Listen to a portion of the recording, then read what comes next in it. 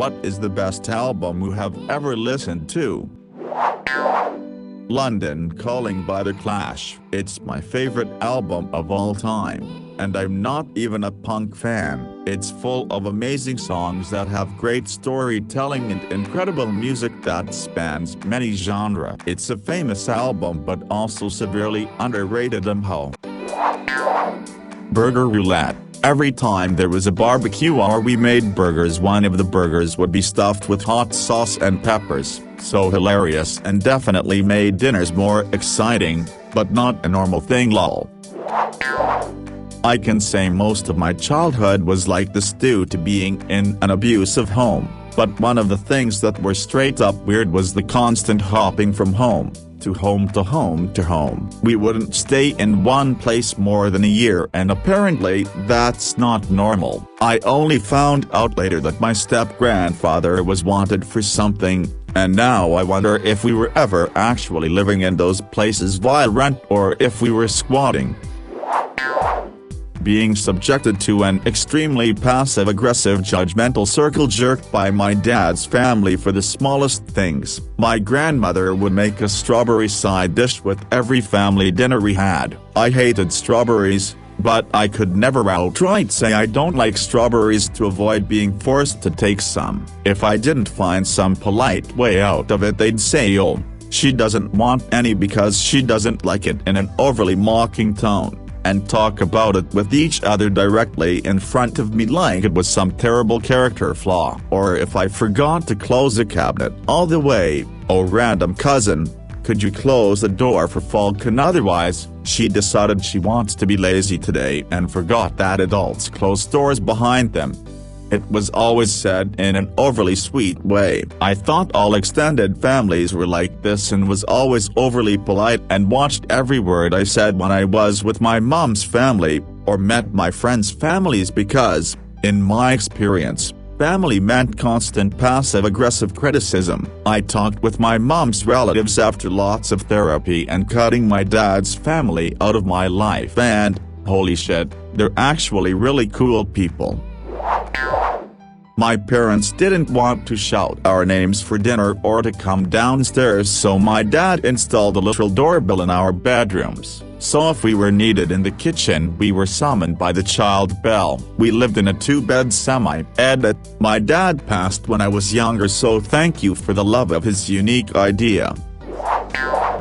A couple. When I was a kid, my dad would take me to the 7-Eleven for Slurpees. I adored it, because I loved Slurpees. The only rule was I couldn't tell my mom I got it or went anywhere. I didn't realize until I was about 12 or so that all the times he took me out for Slurpees was really just him getting liquor and feeding his alcoholism, and that's why I wasn't allowed to say anything. My mom also slept with me well into my teen years. It wasn't until I got into late middle school that I mentioned it, and my friends thought it was extremely weird. My dad told me it was because my mom was a control freak, and that I was putting a wedge in their marriage by letting her sleep with me. So I finally demanded she stop. I later found out she slept with me for that long because my dad was a raging junkie, alcoholic, and could do some really terrible things while high. I knew my dad was an addict, but I never knew my dad could do anything like that.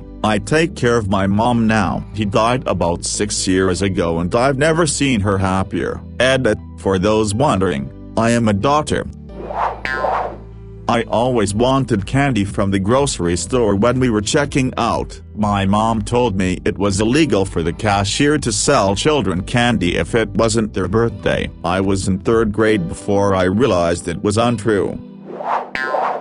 When I was 8, our teacher made up a whole story about how he was dating a mermaid. He showed letters and trinkets and everybody in class believed him. I have to add, we lived in a small town close to the North Sea and there is a lot of merman folklore in that part of the Netherlands. We must have told our parents, but everybody kept it up. The teacher managed to stick to the story pretty much the whole school year. Can't really remember how he told us that it was just a story, but to this day I feel that it was such a weird thing to do. I thought that it was normal to expect to be physically harmed when someone was mad at you, until I was a teen. My mom would beat me when she got mad, which was pretty often. Also, I thought that mistakes were unacceptable, because I'd be beaten for even the smallest of mistakes. It's a little thing, but it was very surprising to me that it was my dad and not my mom who stayed home with me when I was sick.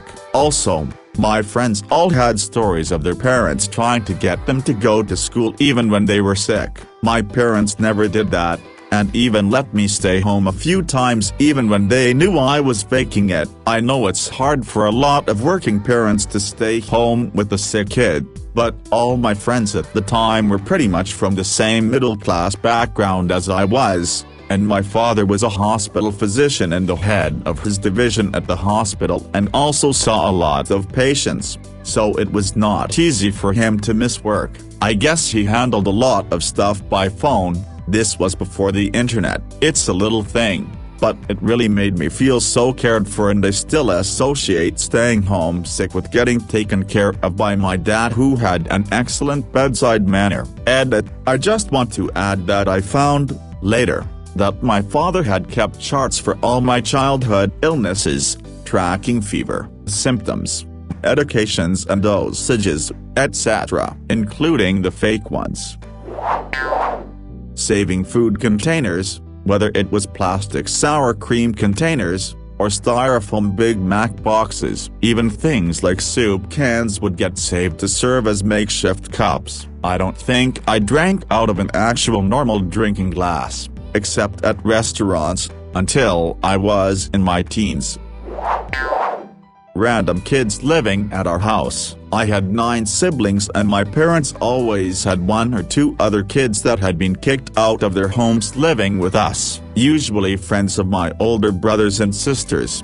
It wasn't until my 20s that I discovered that most had been disowned by their parents for being gay. Also had no clue that this wasn't normal for the 60s. I never had a curfew, so I would stay out much longer than my friends could. I also could stay up as long as I wanted. Most would think this was awesome. It was part of the iceberg on my parents not showing me they loved me or paying me any attention. Eating walnut makes your mouth burn. Every time I eat anything with walnut, was burning my palate, gums and tongue for a while after. It was like that from day one of my life, and I thought it's normal. You eat cake, your mouth burn. It's a package deal. Never questioned or mentioned that to anyone. I just assumed that's normal. I was in mid-30s and my brother mentioned that he had allergic reaction to walnut, and that his mouth were burning, so he had to go to Dr. ASAP. It took me 30+ years to find out that I have walnut allergy to some degree. I still eat it. I used to come home from school and just strip off completely nude, and stay like that for the rest of the day. It lasted until I was at least 16. I didn't stay shut in my bedroom either. Used to just stroll about the house hanging brain for all to see.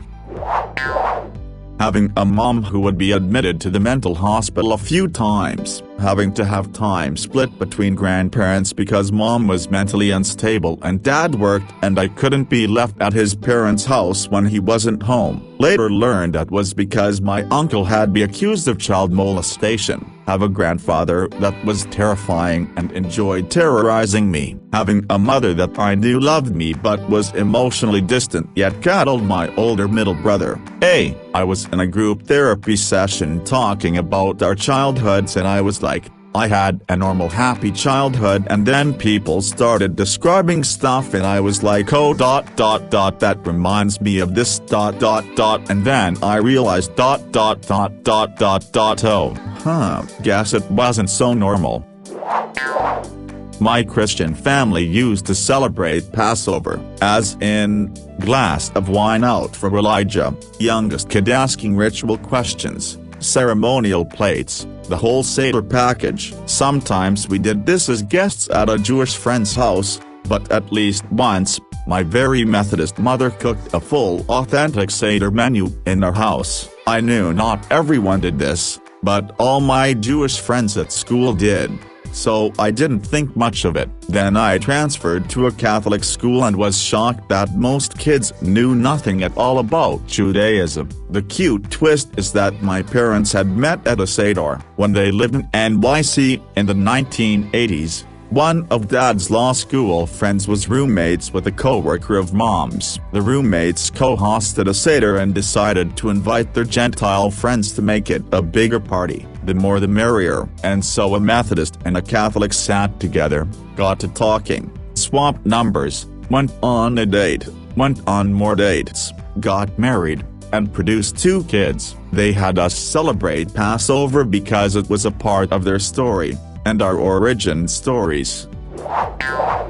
Honestly, it was just gutted disinclination and abusive. Everything was. Having my entire paycheck from my first job be taken for bills and maybe getting a dinner or at the Chinese food restaurant as payment, being the only girl being responsible for vitamins and babysitting everything, being forced to be the adult as a child but not given any respect, the weirdest, babysitting every single weekend, many times both my siblings and the children of my parents' friends, so they could go get drunk at a swingers club, being told things that happened at the swingers club that a preteen should never know about her parents.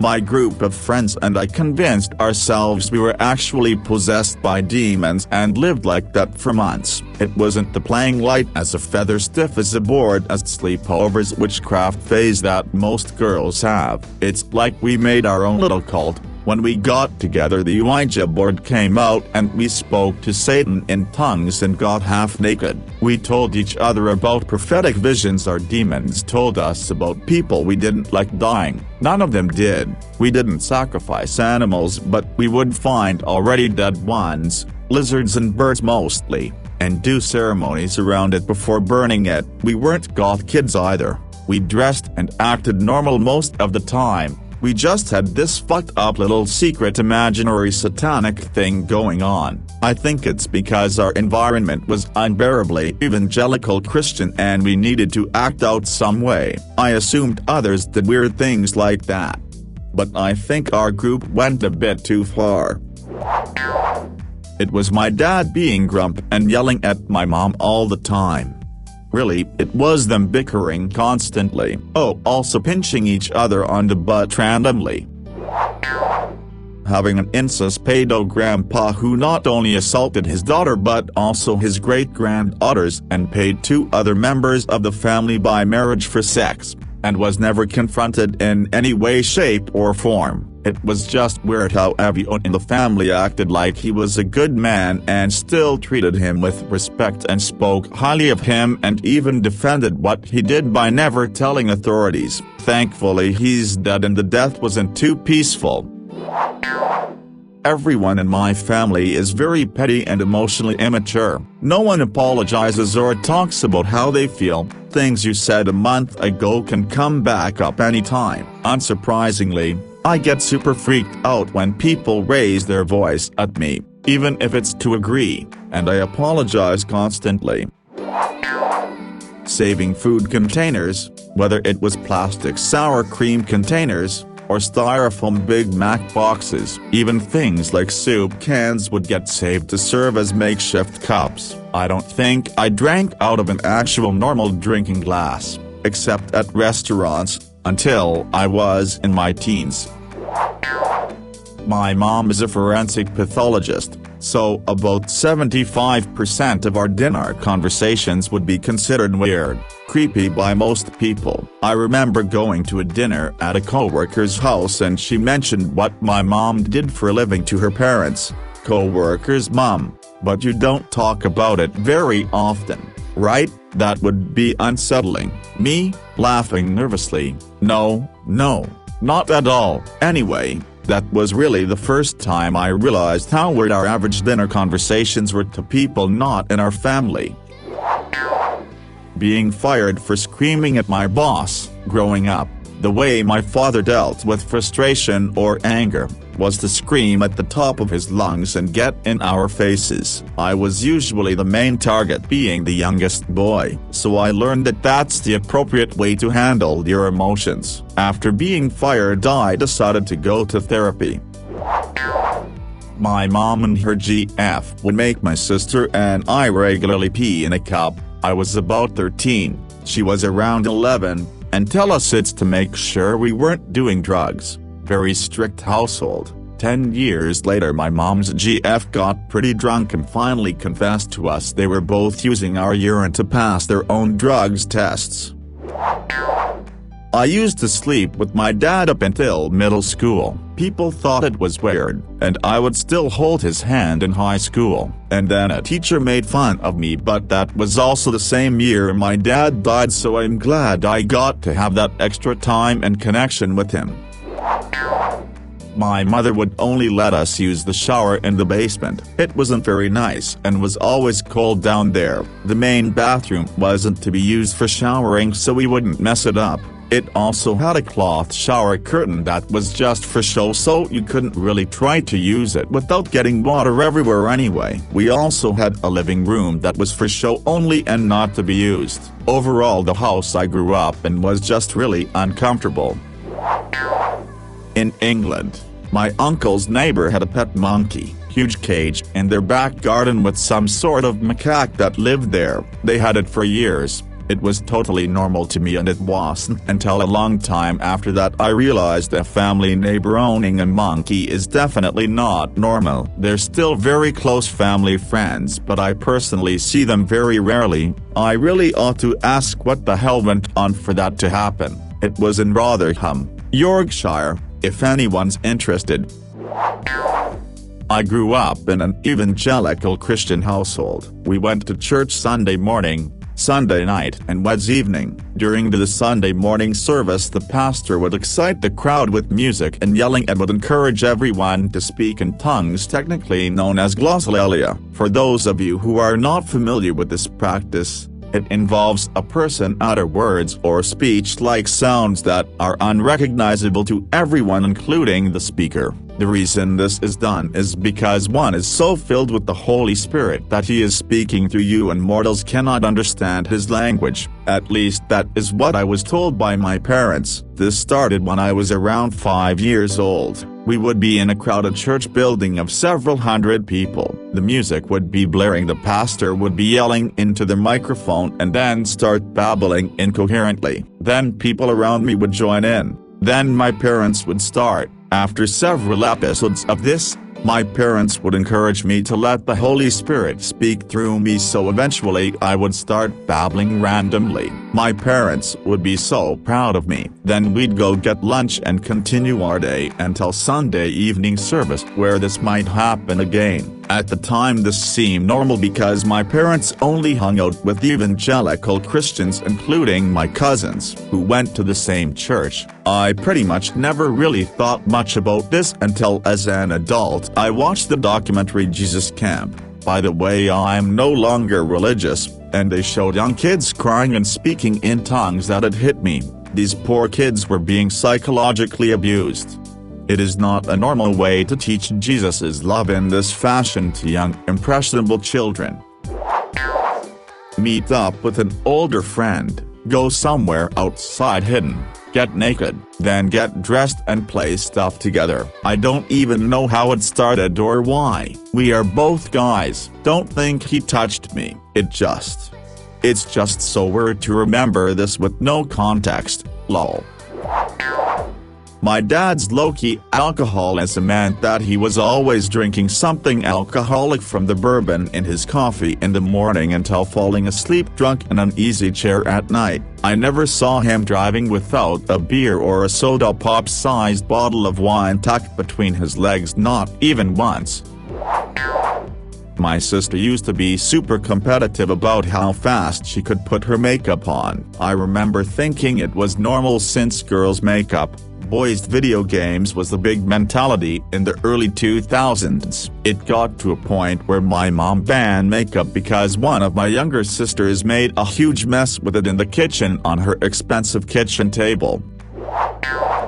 No vacations. We never went anywhere for summer or holiday breaks, except for 1 year when I was 8, when we took a road trip up to Washington State. The experiment was never repeated. My parents never said why. I think that basically my father did not want to take us on vacation, so we didn't go. No reading for pleasure. It was okay to pore over the books for homework, but not okay to lounge on a chair or bed and read for pleasure. My father would go nuts if he caught us. To him, it meant we weren't doing housework or yard work, which is what he really wanted us to do when the school assignments and chores were done.